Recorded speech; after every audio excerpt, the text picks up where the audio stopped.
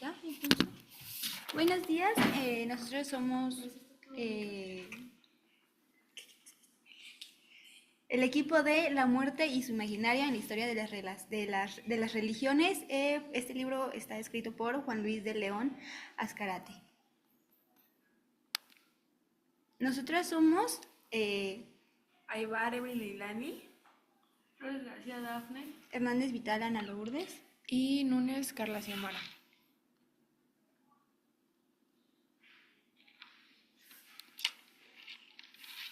Bueno, como introducción, Juan Luis León en el libro busca analizar cómo las distintas religiones han interpretado la muerte a lo largo de la historia, pues no pretende ofrecer respuestas definitivas, sino recopilar y estudiar textos sagrados que abordan el origen, significado y destino de la muerte en las grandes tradiciones religiosas.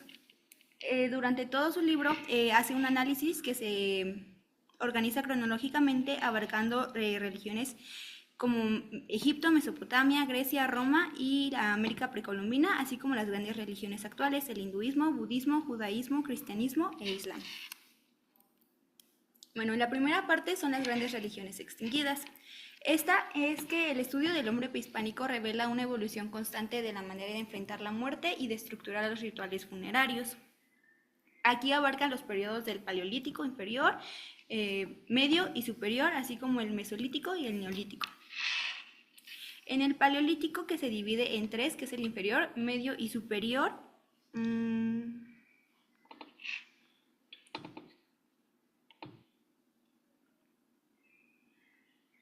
el Paleolítico inferior son los primeros acercamientos a la muerte en contextos muy primitivos, además de que tienen prácticas funerarias rudimentarias en las que los rituales surgían de la necesidad de enfrentar la mortalidad presente en cada jornada. En el Paleolítico medio, aquí aparecen los entierros intencionados y rituales más estructurados, con la práctica de inmovilizar los cadáveres en posiciones específicas, como puede ser la fetal, que surgen en una interpretación simbólica de la muerte. Y el uso de adornos y pistas arqueológicas, que son restos acompañados de ofrendas. En el Paleolítico superior hay representaciones artísticas que apuntan a un entendimiento en la muerte como parte de un ciclo vital, integrando tanto el dolor como la esperanza de regeneración. La intención es con el entorno y se plasma en rituales, permitiendo que la memoria de los difuntos permanezca en el paisaje cultural. Después está el Mesolítico, que surge para la agrupación de sepulturas en el necrópolis o cementerios al aire libre. También tiene uso de elementos decorativos y aderezos que daban un significado simbólico a cada enterramiento. En el Neolítico es la introducción de la agricultura. Cambia radicalmente la economía, la organización social y las prácticas ceremoniales, así como la fertilidad de la tierra y en particular la fecundidad de la mujer cobran gran importancia, lo que se refleja en el consolidado culto a la gran diosa. El capítulo 2 es la muerte en las culturas del creciente fértil antiguo. Son dos, que es en Egipto y en Mesopotamia. En el ámbito mesopotámico se destaca la visión sombría y fatalista de la existencia, donde el ser humano es condenado a la mortalidad. En contraste a la visión funeraria egipcia, se caracteriza por una creciente democratización en el acceso del más allá. Y bueno, en la muerte en Mesopotamia es la búsqueda infructuosa de la inmortalidad y la planta de la eterna juventud. El inframundo de lo que no se vuelve, que es el descanso en los infiernos. El inframundo se presenta como un lugar oscuro y definitivo, que es un país sin retorno. Y el cuidado de los difuntos y su sentido social, que son prácticas funerarias y ritos de duelo, así como rituales de invocación. En la parte de Egipto, esta presenta una visión pesimista y fatalista de la muerte, pues tienen sus costumbres funerarias y consecuencias socioeconómicas son los entierros simples y hay diferencias entre la élite y la clase baja. Los textos en las pirámides se centraban en la resurrección del faraón y los pasajes se invocan a Horus. En los textos están escritos en los sarcófagos, que utilizan conjuros inscritos, y el libro de los muertos, que es una colección de papiros que recopilan hechizos y fórmulas mágicas para facilitar el tránsito del difunto al campo de cañas o campo de las ofrendas.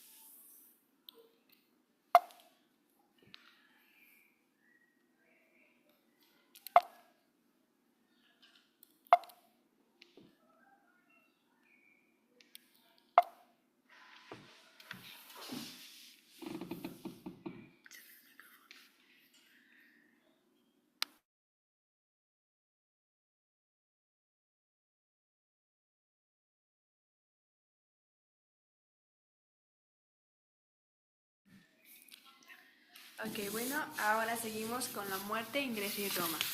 En esta, bueno, la literatura dice que la muerte no anula el ser. El alma, es decir, así que desciende a Hades sin conciencia ni esperanza escatológica. En esta aparecen visiones de la muerte de Homero y Hesíodo. Empiezan la existencia de las sombras, es decir, la muerte se ve como una sombra y es eidolon en el inframundo, comandado por Hades y Perséfone. En esta, los héroes guerreros morían con honor y accedían a un más allá privilegiado. Aún nos abarcamos en el siglo VIII, que es el surgimiento de cultos misteriosos, mistéricos. En ellos se aparecen diferentes dioses, que es el Eleusos, Demeter y Perséfone. En las iniciaciones, ahora sí, hay iniciaciones secretas en las que prometían una vida futura dichosa. Se hablaba ya en secreto y pues se decía que la idea era la inmortalidad del alma.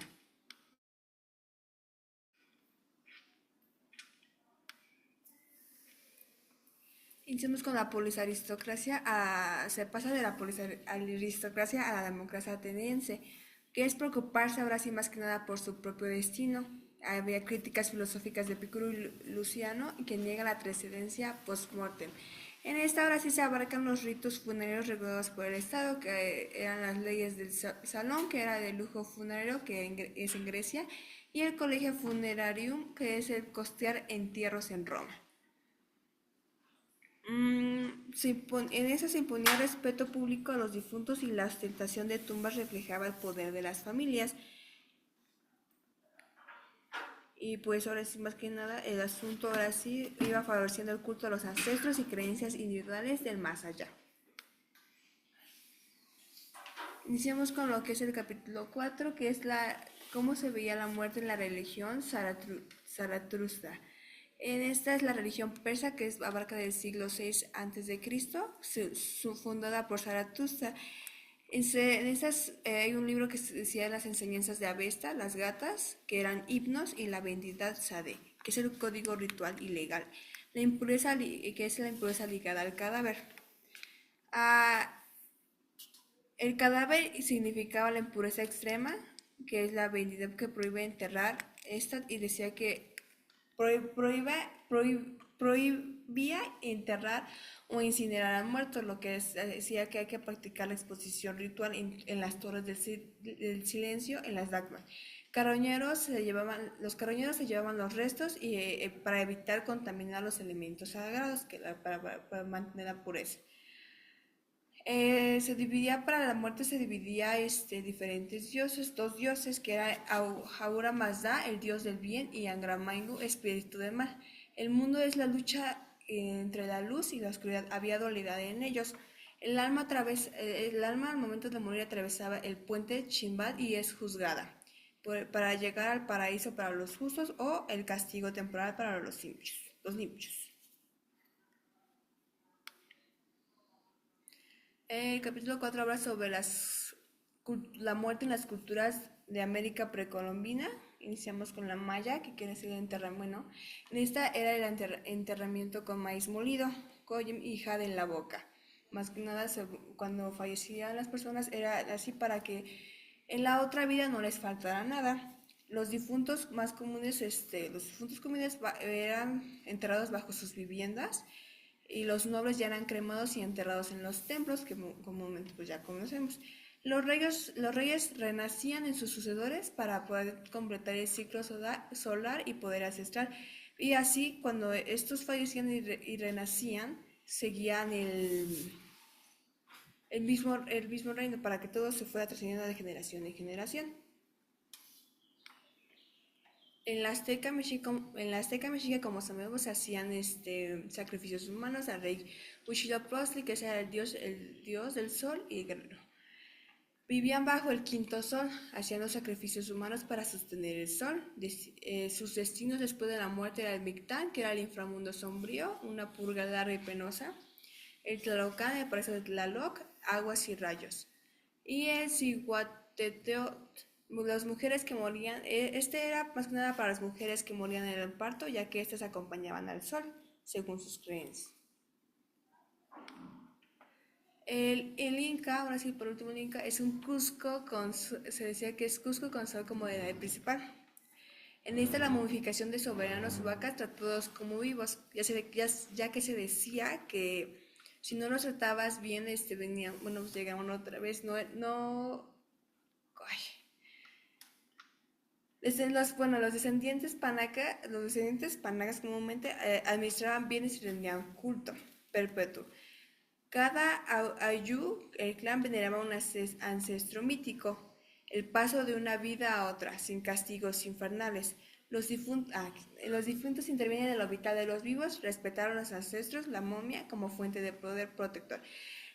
Aquí en esta, cuando enterraban a sus muertos, se podría decir que los vestían y los enterraban con tesoros y les daban de vez en cuando comida. Los cuidaban como si estuvieran vivos para tener su respeto y poder estar bien con ellos si no hubiera maldiciones en sus creencias. Ahora sí.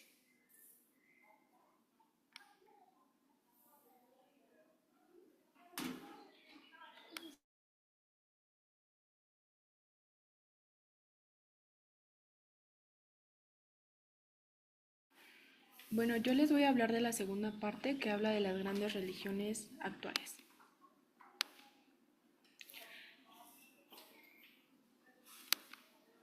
El capítulo 6 habla de la muerte en el hinduismo y habla que durante el periodo védico la muerte es concebida como algo negativo, no deseable y que corta las esperanzas de una larga vida. Lo que se pide a los dioses es fundamentalmente larga vida, abundante ganado e hijos, es decir, formas de bienestar terrenal. La esperanza post-mortem era rudimentaria y vinculada a los ciclos naturales, y ellos no creían en la idea de la reencarnación. Con el dominio de los brahmanes, la concepción de la muerte cambió. Se empezó a creer en la inmortalidad. Se empezó a creer que la inmortalidad podía alcanzarse mediante rituales de sacrificio y que la muerte no era el fin, sino un paso a un ciclo de vida que podía incluir una segunda vida o reencarnación. En las Upanishads, la identificación del Atman, que era el alma, con Brahman, que es el ser supremo, se hace más clara. Aquí aparece por primera vez la enseñanza de la reencarnación basada en el karma y la inmortalidad se logra mediante el conocimiento y la renuncia a los deseos. En Bhagavad Gita reafirma que el Atman es inmortal y que la liberación espiritual puede lograrse por gracia del Ser Supremo, independientemente de matar o morir, ya que el ser no muere ni puede matar. Las prácticas funerarias muestran también las creencias en la vida después de la muerte. Precisamente uno de los deberes religiosos más importantes para un hindú es el cuidado de los difuntos y antepasados. La práctica de la cremación, introducida por los arios, es la más frecuente y se considera una forma de ayudar al Atman a liberarse del cuerpo tras la muerte. En el capítulo 7 se habla de la muerte en el budismo.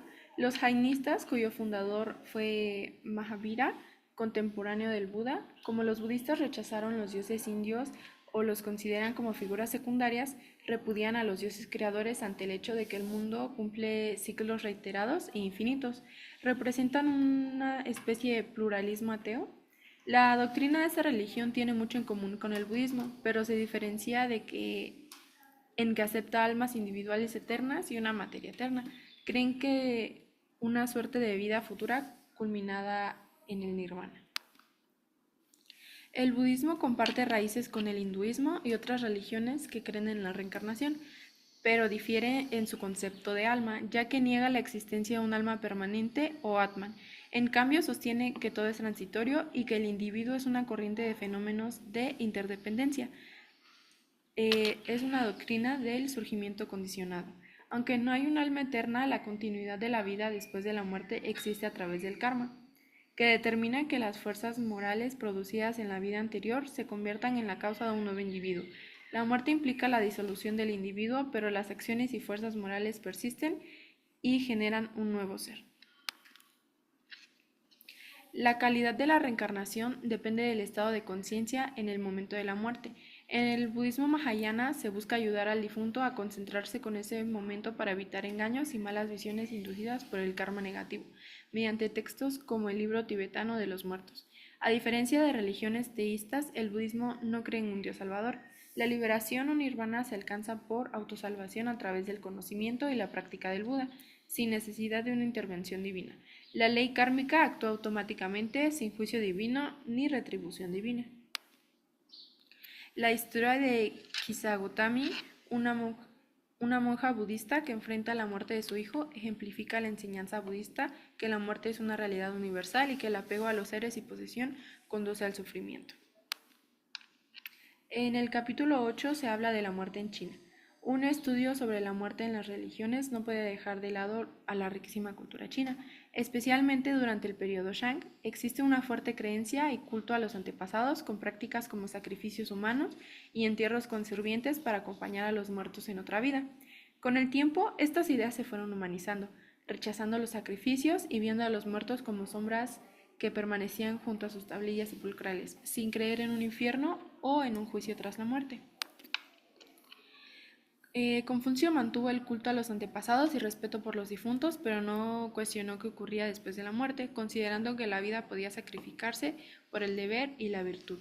En el taoísmo se busca la inmortalidad del cuerpo y la unión con el Tao, viendo la muerte como disolución en masa cósmica en una visión impersonal y natural. Los taoístas, como Lao Tse y Chuang Tzu, no mostraban intereses en lo que pudiera haber tras la muerte, enfocándose más en la vuelta al origen natural del cosmos.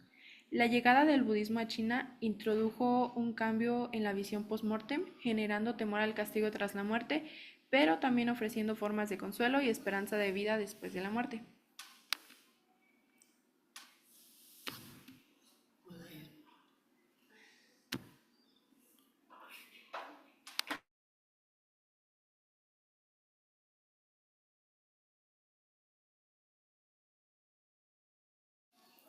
Muy bien, ahora posteriormente vamos a revisar el capítulo 9 que nos habla un poco sobre la muerte en el judaísmo. Recordemos que dentro del judaísmo se tienen como dos principales obras literarias que mencionan sobre esto. El primero tenemos el Tanaj, ¿vale? Recordemos que en este todavía no se recordaba mucho como los rituales acerca de la muerte, más que nada ellos lo consideraban un hecho, por así decirlo, y no diferenciaban como tal el cuerpo del alma, vaya. Y es posteriormente con el desarrollo de la literatura en el Talmud, donde se empieza a retomar un poco este tema de prepararse para la muerte y se comienza a considerar la resurrección.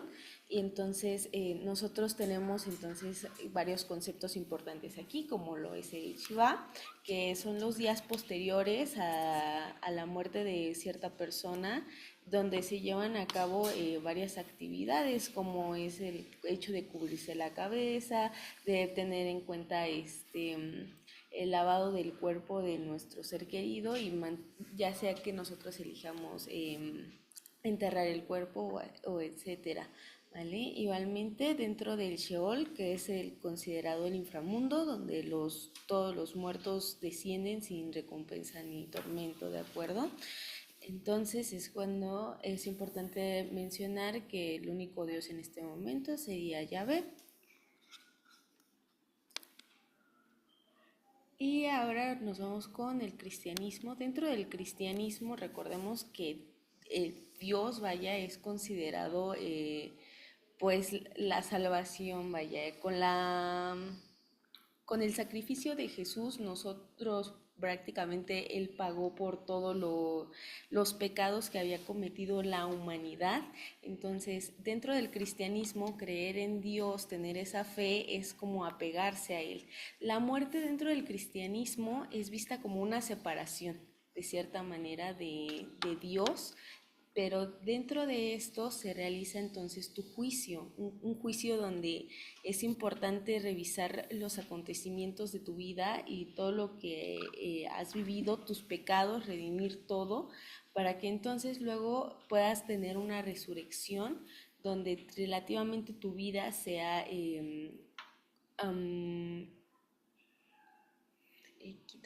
equitativa de acuerdo a lo que tú hiciste dentro de tu vida.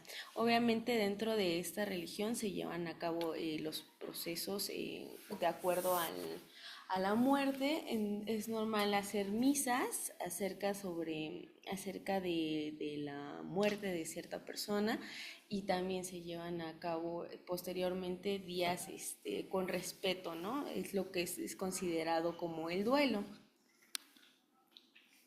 Y por último, en el capítulo 11 se nos habla sobre la muerte en el Islam. En el Islam ellos como tal no tienen una oposición a morir. Ellos consideran que por algo se está muriendo, que tiene un hecho por el cual morir y que esa es la decisión de Dios, por así decirlo, aunque antes también tenían esta cuestión de politeísmo y de alabar objetos de valor como joyas o copas.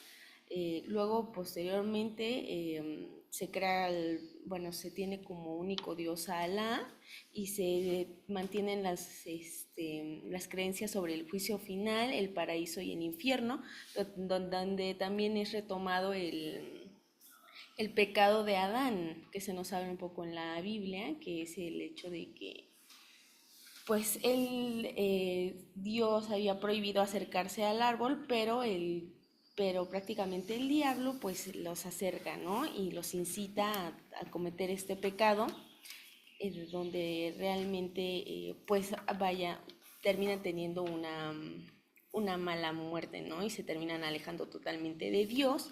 Sin embargo, dentro del juicio final, que se considera luego de la muerte, se retoman estos datos importantes, y entonces tu muerte no termina siendo el final, vaya, termina siendo únicamente una evaluación sobre tu vida.